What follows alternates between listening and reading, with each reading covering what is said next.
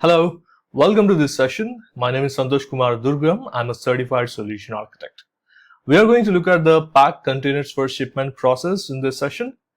This process will help the businesses to validate the inventory items that are picked by the warehouse workers.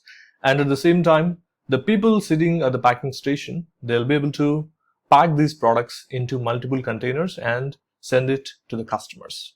So if you take a look at this here, this is a typical process where the warehouse workers will go to the bulk locations or different storage locations and then pick those products to the packing station. So packing station is a designated place within the warehouse where the warehouse worker brings that picked products to the packing station.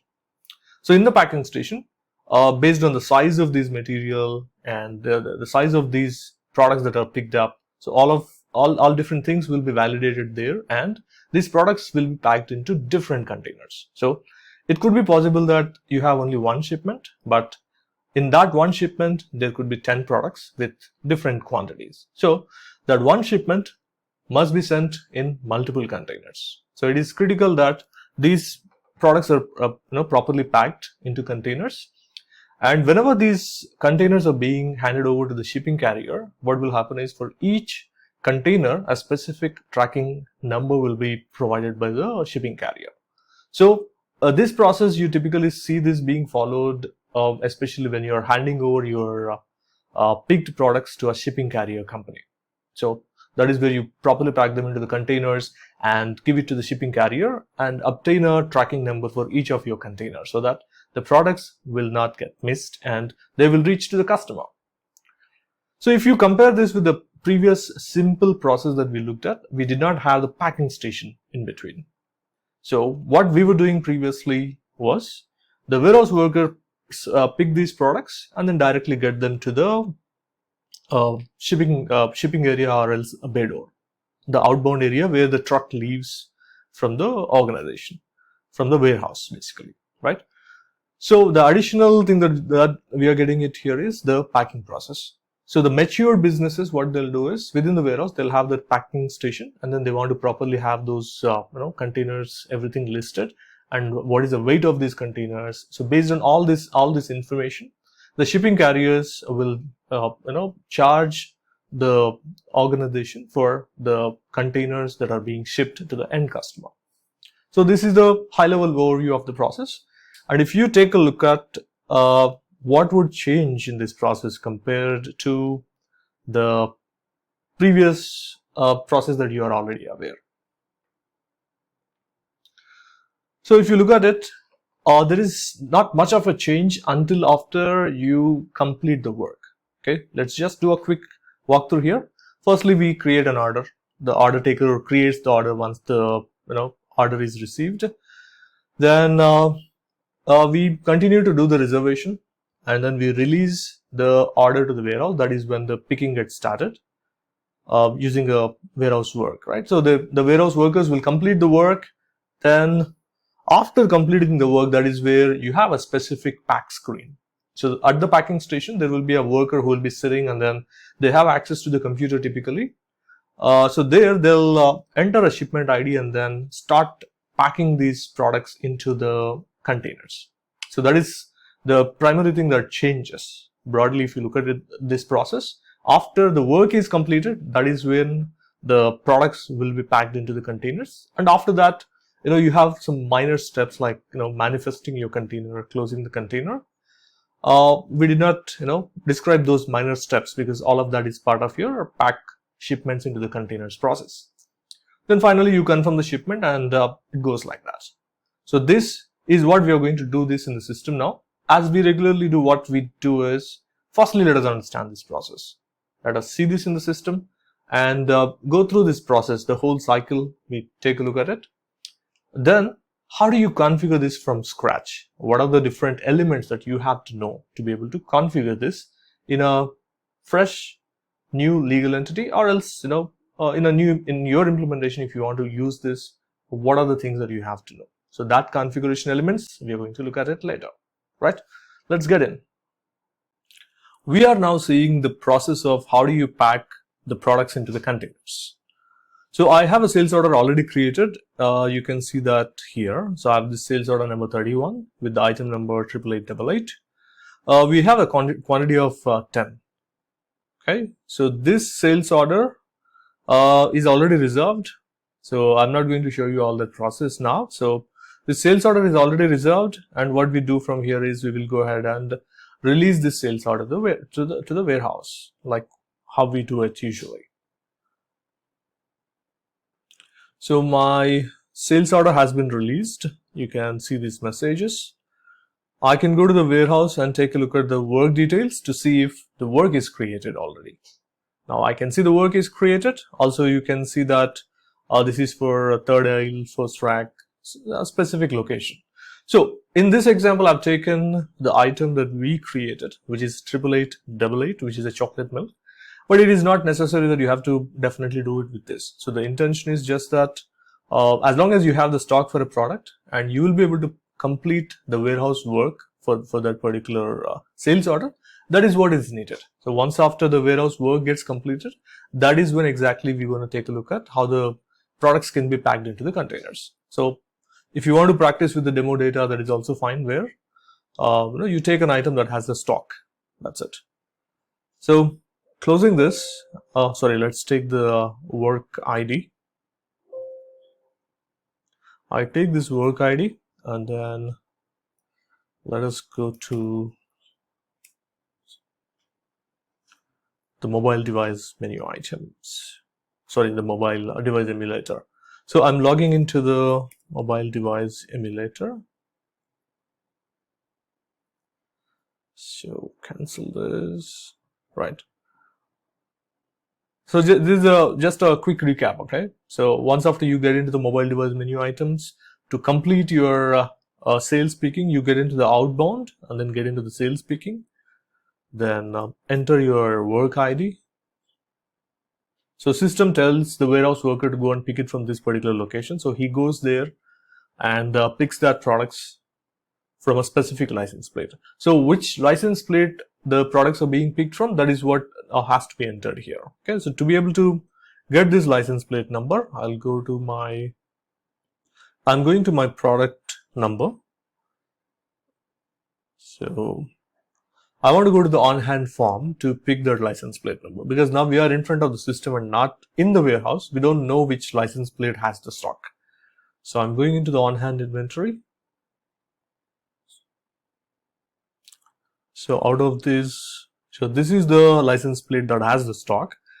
So if it is the warehouse worker, what he or she will do is they'll look at that particular location, and out of them there can be multiple license plates, so multiple pallets there may be available. Out of them, they'll pick the stock from one of the license plates. So they'll scan that license plate number saying that I'm picking the stock from this particular license plate. Okay, so that is how they deal with.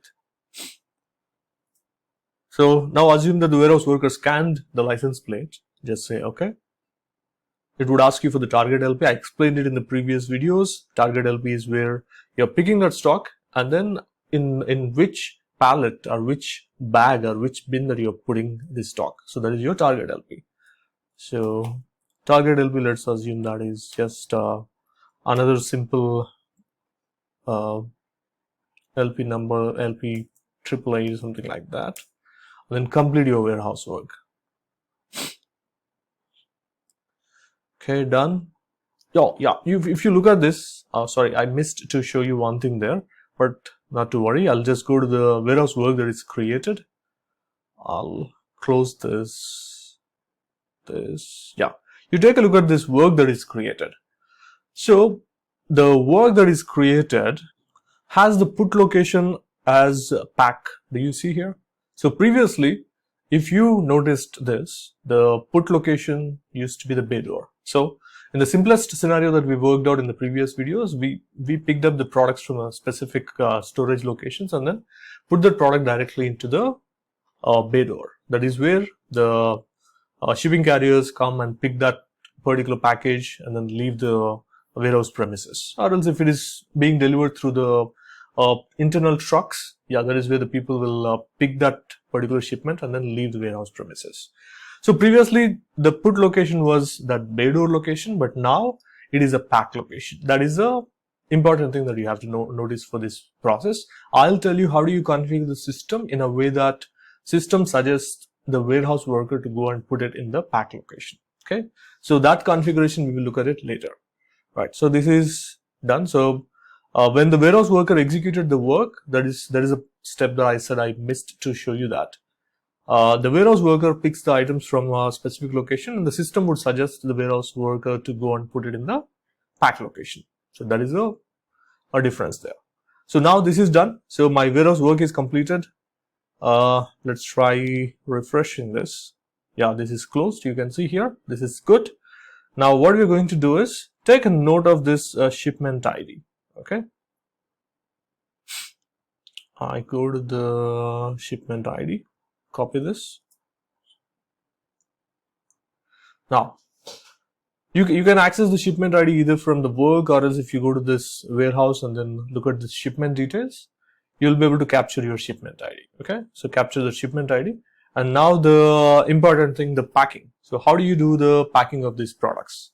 So there is a form called pack. So within the warehouse management, picking on containerization, you have got this pack form. Okay, if you want to access it from there, you just go to that module and pick it up.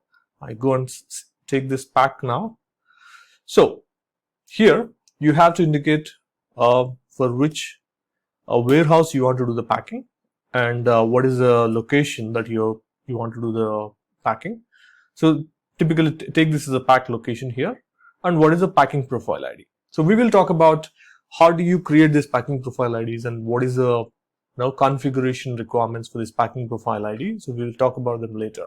For now, I am taking the packing profile ID called test 24. So this is the one that I created. But if you are somebody who is looking at the demo data, you don't have this these packing profile IDs, this test 24 and test 24M. So you have the packing profile ID warehouse 62, which is intended for the 62 warehouse. So I'm going to show you how do you create this packing profile ID for the warehouse number 24. Okay. For now, you pick up this test 24 and then say okay. So once you select them, you are seeing this pack screen. So this is the pack screen where the warehouse worker who is sitting at the packing station, they will access this form in the computer, and as they pack the products into the containers, they'll input that information in the system. So that is how it would work. And in the recent releases, Microsoft also has got the options for the packing through the warehouse mobile device itself. So either you can use the computer and then open up this pack screen and then complete the packing, or else if it is a little bit of mobility is needed within the warehouse workers can also plan to do the packing on the mobile device itself. So for now, let us quickly look at this one because it has all the options available. So I'm entering my shipment ID. So I'm telling the system, hey system, this is the shipment ID that I want to continue packing. So as you enter the shipment ID, if you scroll it down, this is where you can see this is for the warehouse number 24 and all of this information. And then the customer account information you will see here. Then you got this container ID. So currently, if you look at it, you don't have any container IDs showing up here. We will see how do you see them. And then you look at this open lines here. So in that particular shipment, whatever the lines available, whatever the products available, so those products can be seen from this open lines. So out of 10 quantity that need to be shipped to the customer, how many of them are packed? So currently you can see nothing is packed. So the packed quantity is 0. Now what is that we're going to do is we will create a new container. So we are going to create a new container, and the container ID automatically gets populated based on our configuration. Then say okay, container type, what type of a container it is. So currently it is set to the large box. So there's a large box that's been picked up. So that's what is coming up here. And that particular large box, the gross weight of that is 5 kilos. And as we include the products into the container, we'll be able to see what is the total weight of your container. So when you are dealing with the shipping carriers, the weight is one critical element, isn't it? So based on the weight and the dimensions of the package, they will advise what is the rate that they're going to charge for this shipment. Okay. Now I've got one container. What I can do is let us assume that the quantities are big. They all cannot fit in one container. We will plan to create two containers. At least that way you get a bit of understanding on how do you create multiple containers and pack them into multiple containers. I entered the quantity of 5. Then because out of 10 that we have here, I'm entering 5, and then I'm telling this is the product. So if you have multiple products within your shipment, you're going to see all of them here. Okay, I'm taking the one that is available. So I've got my container ID, then take this, right? So the quantity got added. As you can see here, the moment that I pick up this item number here, system takes this item number and this quantity, both of them, and then put them into the container. As you can see here now, out of this 10 quantity, 6 quantity is already packed into the container. Okay, if you want to take a look at them, go to the where is it? New container, yeah, containers for shipment. If you go to this containers for shipment, here you'll be able to see how many containers are created and what quantities went into these containers. Okay, I see 6 quantity went into this container number 79. Let's go back, and as we previously thought of, let us go ahead and put that into multiple containers, right? I will again say new container, so that a new container ID gets populated here. You see 79. So the new container ID is 80. Say OK. So your container number 80 has come in here, and now whatever the rest of the quantity that is available, let's pack all of that into the second container. I entered 4, then said product number, done. Now all the 10 quantity is packed, so ignore this error. I go to the containers for shipment. You look at this now. So you got your first container. The total weight of your first container is 6.20, and the total weight of your second container is 5.80. So what I did is, at the product level, I have indicated what is the weight of my product. So since that is a 200 ml packet, what I did is I just entered 0.20 as my net weight of this product. It's just like 200 grams, right? So 200 grams, I indicated that as 0.20.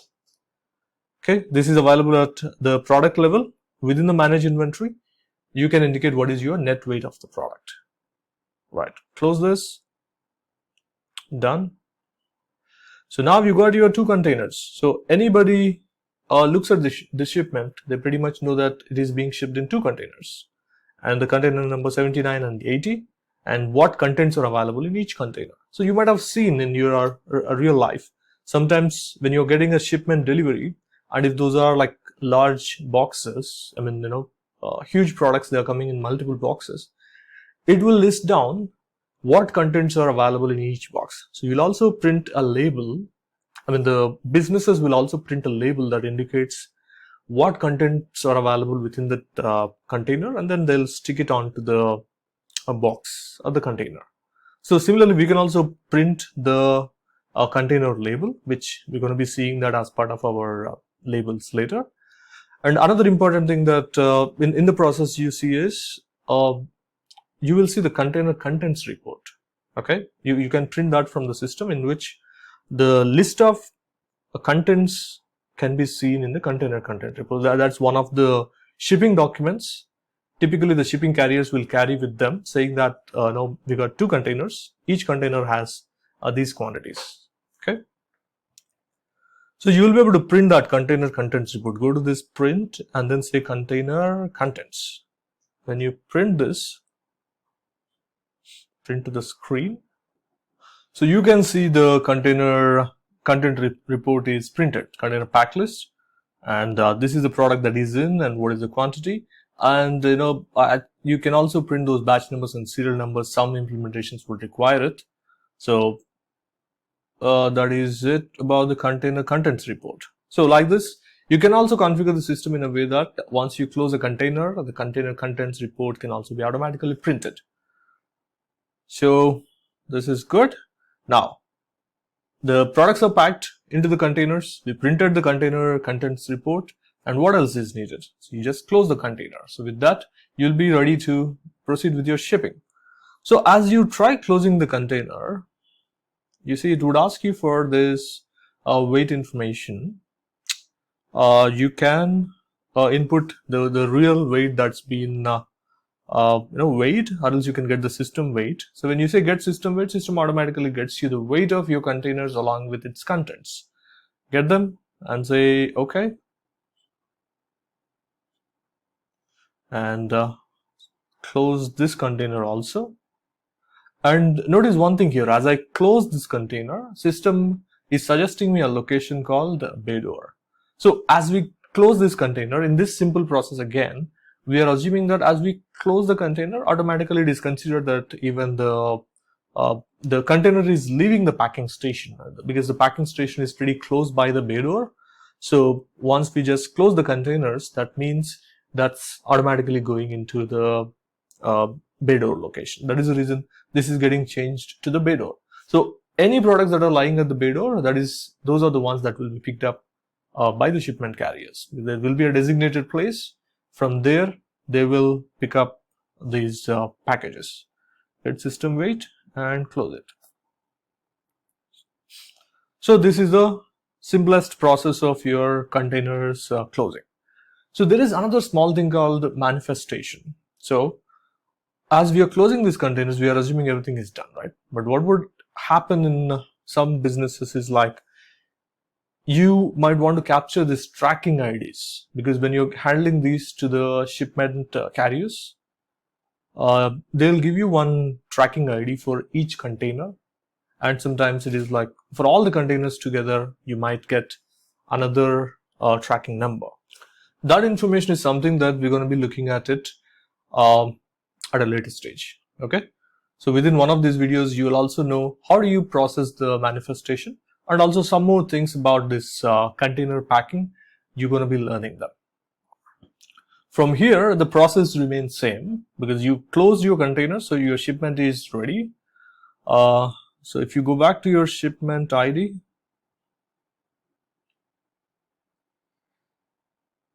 right.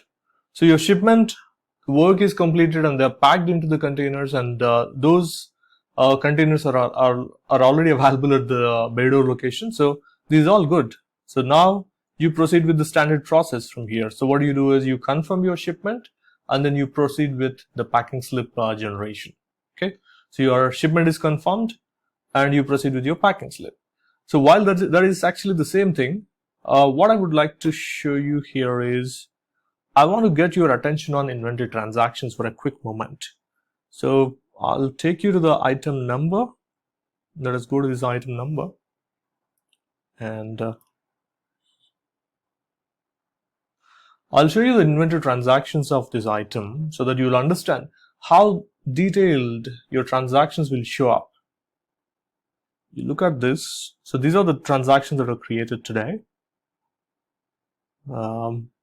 So previously, you know that when the products are being picked from a particular location, they will get picked from this location and then they'll get into the user location. So you can see that they are sold from the real storage location, that is third aisle, first rack, first shelf, and then they came into the user location. So while they took their products and then while they're carrying those products to the packing location, until they reach the packing location, the stock will be maintained in a temporary location called the user location.